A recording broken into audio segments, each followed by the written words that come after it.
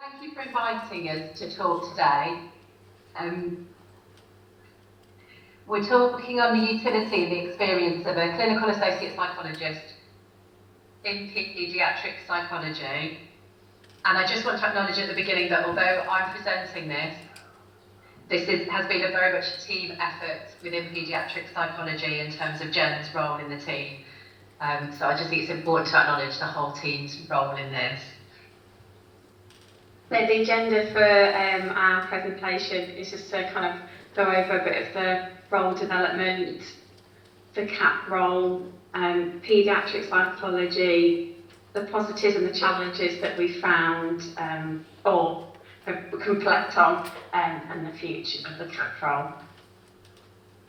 So the CAP role is well known in Scotland, and there's a benchmark document produced in 2006.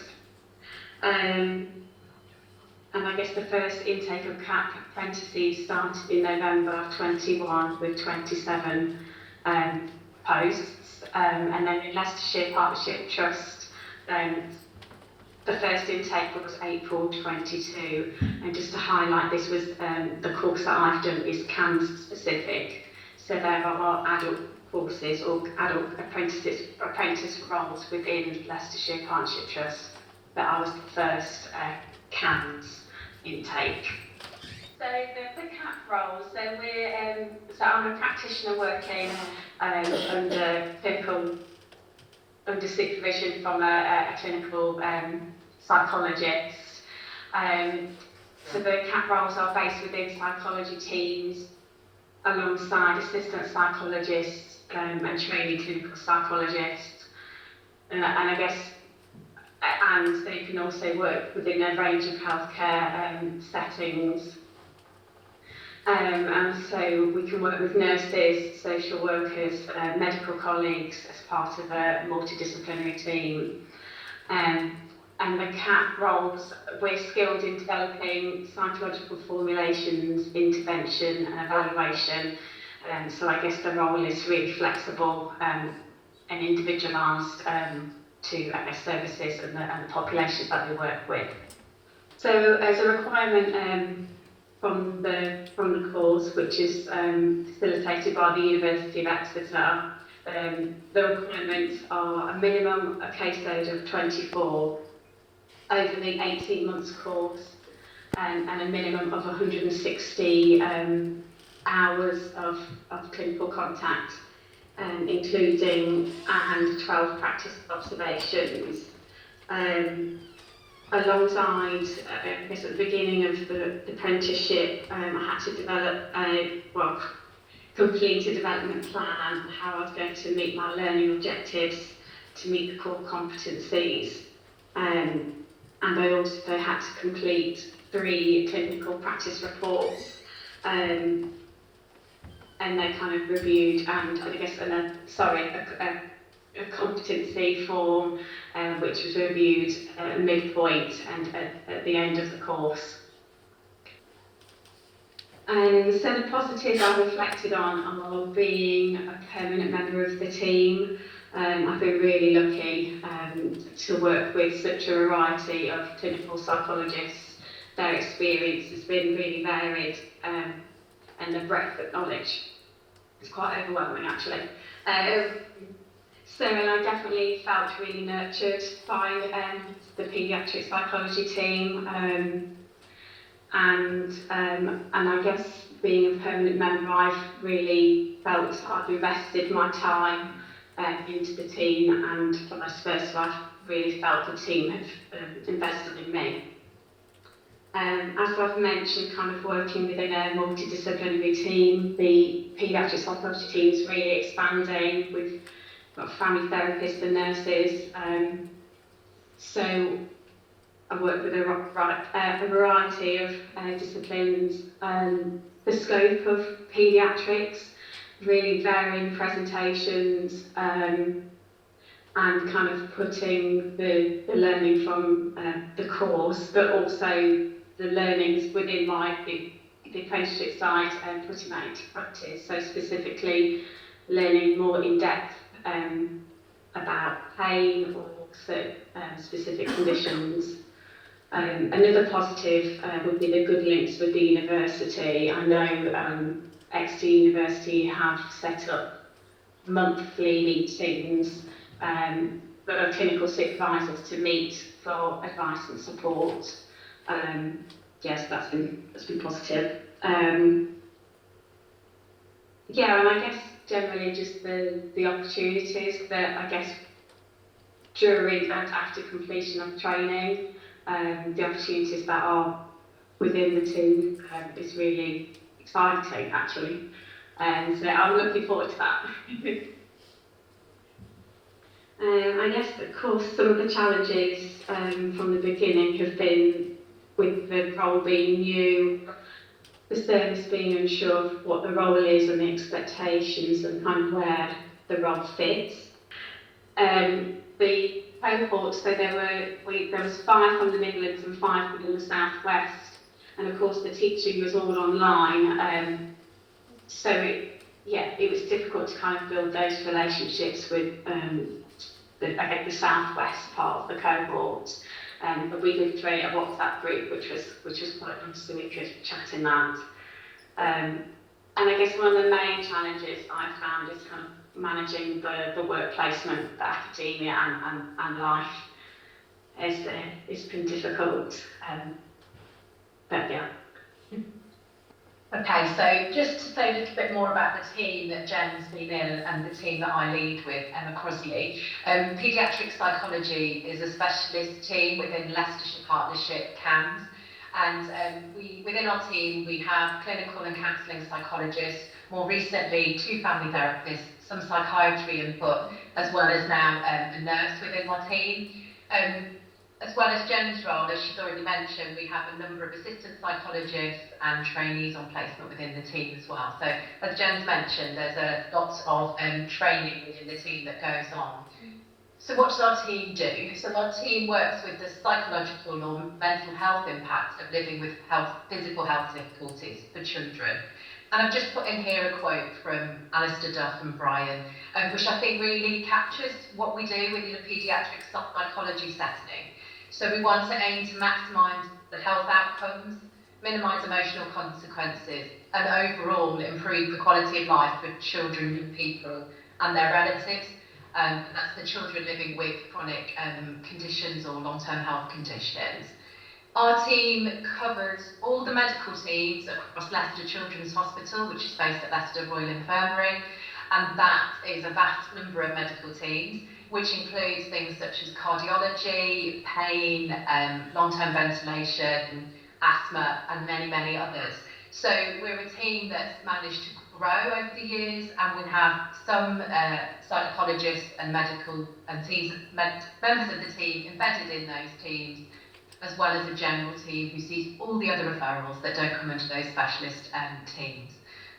Oh, you saw the Star Wars before me. Okay, so as I was preparing this talk, I suppose I was reflecting on the apprentice aspect of the role. So Jen is currently an apprentice. We'll soon hopefully be not an apprentice, but it came to mind, given Star Wars is a big part of my life outside of work due to my children and husband, that the apprentice role, or the Padawan in Star Wars, is about working with others and learning your skills alongside a more qualified, senior, experienced clinician or Jedi.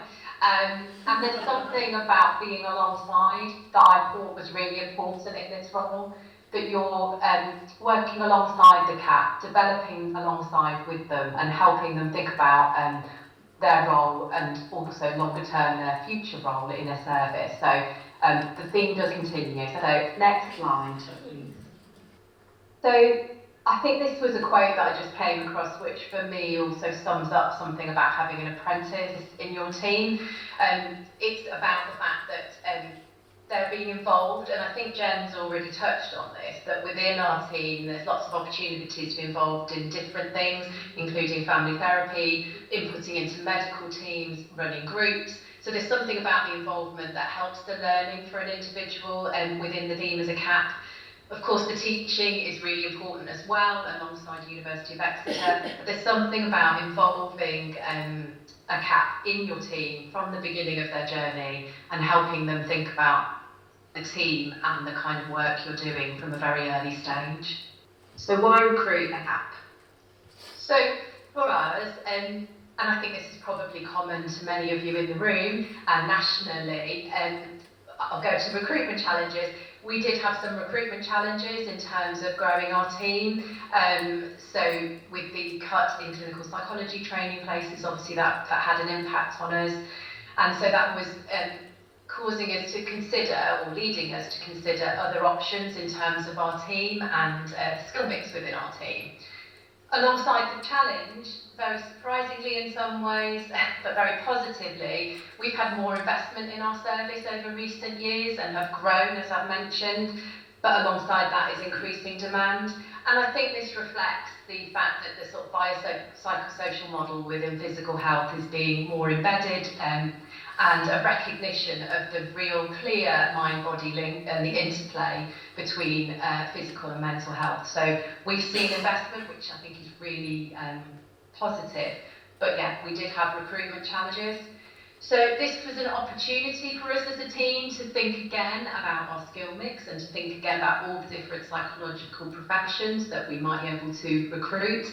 And the CAP was one that came up as an opportunity for us, and did seem a potential good fit from the beginning in our service, just because of the nature of the work we do and the kind of different levels of work that we do, and the individual work, but also the systemic work and also the group work. It felt like a really good fit to consider having a CAP, and that's why we kind of decided to go down this route in a paediatric psychology the first time. So what do we feel the role can add to the team? So there's something that I think Jen has already touched on, but there's a commitment on both sides. So both from the to kind of helping the apprentice develop and learn alongside. But there's also a flexibility in the role, which has been really helpful for us, allowing us to consider what other team needs whilst recognising Jen's need. And obviously, while she's been an apprentice, there has been a need to match some of the work to her academic requirements.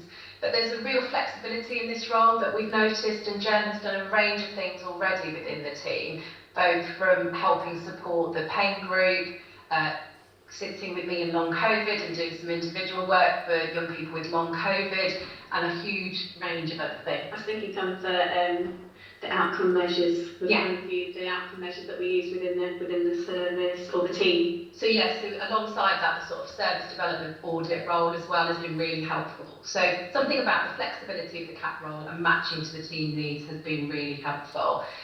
There's also something that I think we've touched on about more in-house tailored development, both to the individual and to your team.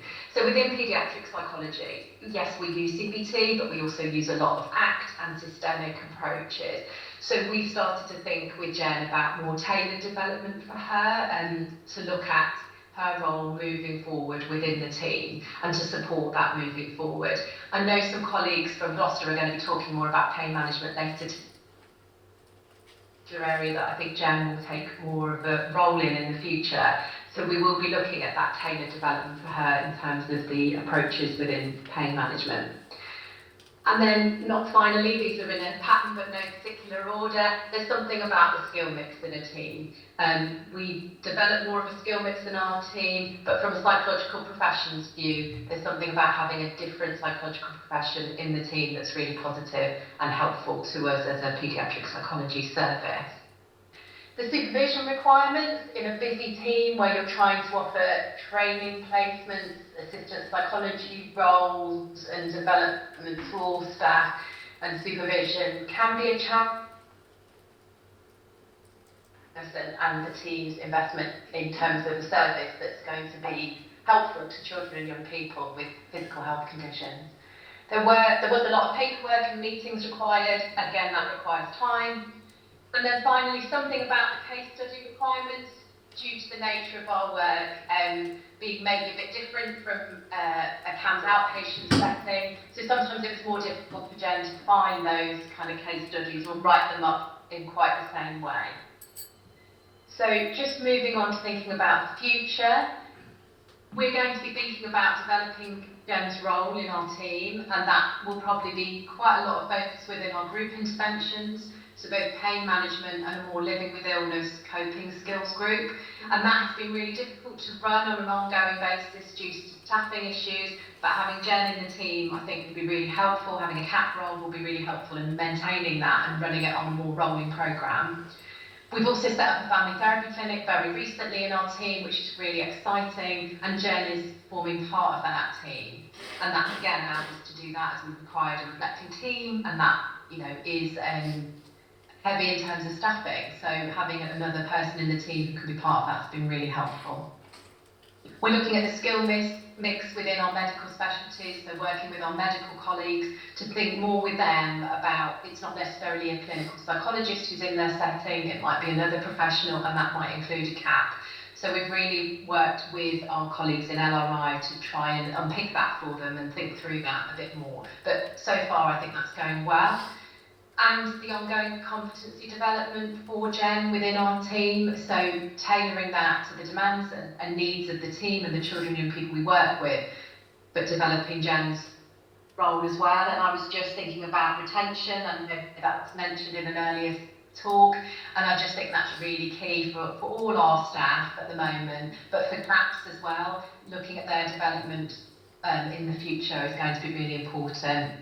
And then finally, I guess this is partly why we were asked maybe, and I know there's been some discussions around having more dedicated physical health courses for CAPs, because Jen's training was within a CAMS setting, a CAMS course, which has been really, really helpful, and lots of those aspects are very key to what we do. We work with children, but there's something maybe about the specifics of physical health situations that having a physical health course could be particularly helpful moving forward. Thank you. Just the final slide is our thank yous and acknowledgements.